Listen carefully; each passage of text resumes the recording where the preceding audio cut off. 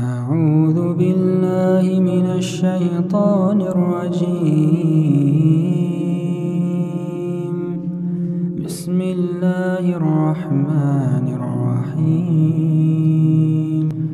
والفجر وليال عشر والشفع والوتر والليل إذا يسر هل في ذلك قسم لذي حجر ألم تر كيف فعل ربك بعاد إرم ذات العماد التي لم يخلق مثلها في البلاد وثمود الذين جابوا الصخر بالواد وفرعون ذي الأوتاد الذين طغوا في البلاد فأكثروا فيها الفساد